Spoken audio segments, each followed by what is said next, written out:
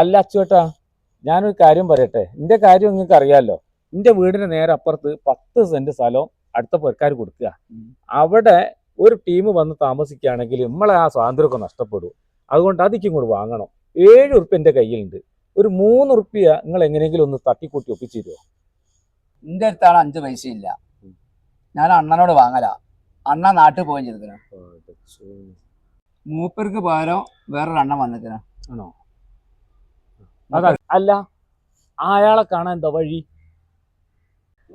ചുവപ്പ് ഷർട്ടും കാക്കി പാൻറ്റും ഇട്ടിട്ട് വാസേന്റെ പീടിയെ കണ്ടിനി. ഏത് വാസന്റെ പീടിയല്ലാത്? ചായപ്പീടിയല്. ആണോ? ഇപ്പം പോയാ കാണുമോ?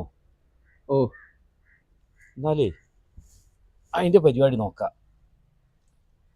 എനിക്ക് തിരക്കുണ്ട്, ഞാൻ പോവാ.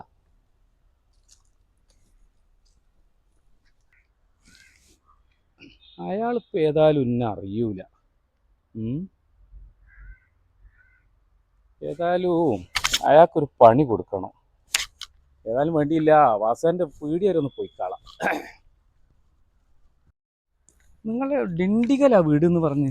ഡിണ്ടിഗൽ என்ன நான் ஈரோடு முதல்ல என்ன பேசுறது அந்த அனுமான் கோவில் இருக்கு அது அந்த முன்னாடி என் வீடு அப்படியா இருக்கு. என்ன உங்களுக்கு புதுச ஆளு நான் எப்படி 3 ലക്ഷം തരുവാണ്? 3 ലക്ഷം തരുന്ന എന്താ? നമ്മളെ വലിയ വീടാ. അട്ട് നോക്കി ഇങ്ങോട്ട് സംവിധാനങ്ങളൊക്കെ ഉണ്ട്. അവിടെ നടക്കി നിങ്ങള്. അണ്ണാ, ഇത് ഇരിക്കുതാ ഈ കട്ട കമ്പനി. ഇതില് എത്ര ലോഡും കട്ടാണ് കേറി പോണെന്ന് അറിയോ? അതാ അന്ത ദൂരത്തിൽ ഇരിക്കുന്നതാ റിങ്. ഇതാ നമ്മളത്. നിങ്ങളെ നാട്ടിലല്ലേ ആദ്യം ഇഷ്ടം പോലെ റിങ് ഇങ്ങോട്ട് കൊണ്ടുവരും കേരളത്തിലേക്ക്. ഇപ്പൊ ഞാൻ എന്റെ കമ്പനിയിൽ നിന്ന് ഇഷ്ടം പോലെ ഇവിടുന്ന് കയറ്റി പോവുക പല സ്ഥലത്തേക്ക്. ശരി, കണ്ടോ കട്ട കണ്ടില്ലേ അറ്റിക്കിട്ടത്? ഇതൊക്കെ കയറ്റി പോകാനുള്ളതാ. പിന്നെ ആ വർഷാപ്പ് അതാക്കുന്നത് അതൊക്കെ നമ്മളതാ. അടക്കം ഇഷ്ടം പോലെ പണിക്കാറുള്ളതാ. അതാണ് നമ്മളെ വീട്. കണ്ടോ? നമ്മളെ പൊണ്ടാട്ടി ഇപ്പൊ താനെ കല്യാണത്തേക്ക് പോയി. നിങ്ങൾ വരുന്ന സെറ്റ് സാരി എടുത്ത് പോയാച്ച് അത് നമ്മളെ പൊണ്ടാട്ടി. ഇവിടെ ഇരിക്കി ബോൾ പൂട്ടി പോയതാണ്. ഇവിടെ പുറത്തിരിക്കുക. ശരി, എല്ലാം ശരിതാണ് അണ്ണാ. എന്നാൽ இந்த 3 ലക്ഷം ரொம்ப കഷ്ടമാണ്.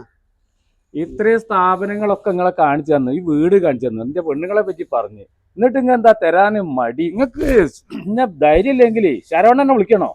ഞാൻ വിളിക്കണോ?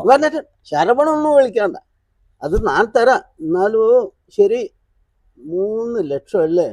ഒരു കാറ് ഇതിൽ 4 ലക്ഷം രൂപ അടിക്കും. ഞാൻ സായാഹ്നത്തിൽ വരും. സായാഹ്നത്തിൽ വന്നാല് ഈ പൈസ ബാക്കി 1 ലക്ഷം തിരുമ്മി പോവും.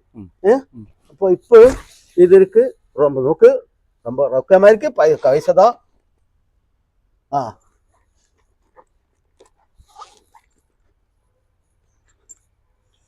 അടക്കി നല്ലോണം ഇവിടെ കൊണ്ടുവെക്കാം.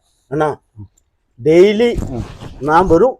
കളക്ഷൻ ഡെയിലി കളക്ഷനാ, അല്ലാതെ ആഴ്ചയിലൊന്നും വരാൻ പറ്റില്ല. ഡെയിലി കളക്ഷൻ, ഡെയിലി കാശ് കിടക്കണം. കിടക്കും. ശരിയല്ലേ? ശരിയാ. എന്നാലും ശരി, ഞാന് ഇപ്പൊ എന്താ ശരവണൻ ഞാൻ ഫോൺ കൂപ്പിടാം. അപ്പ ശരി.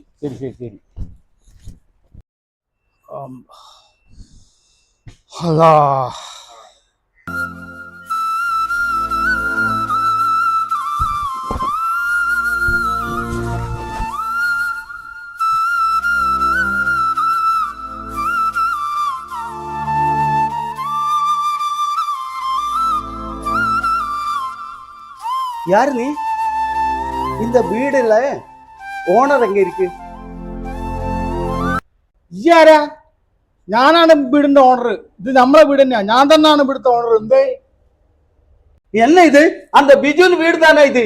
3 ലക്ഷം രൂപ நான் கேஷ் எண்ணி பலிசை கொடுத்திருக்கு. 1 ലക്ഷം രൂപ ഇന്ന് തിരുമ്പി വാങ്ങാൻ അതും കൊടുത്തിരിക്കും. 4 ലക്ഷം രൂപ എനിക്ക്.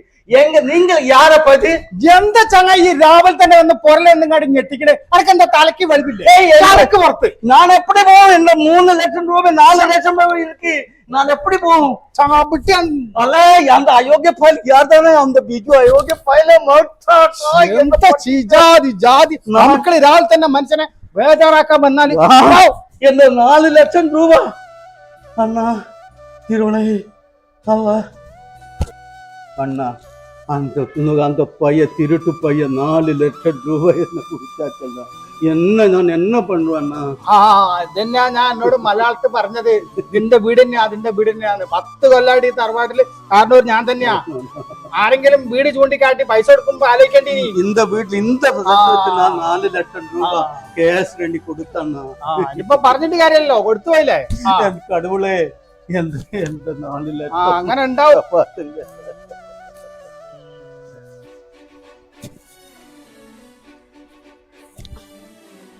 പാവാ അണ്ണൻ. ഈ കാലത്തെ ആരും വിശ്വസിക്കാൻ പറ്റില്ല, പൈസേന്റെ കാര്യത്തിൽ പ്രത്യേകിച്ചും.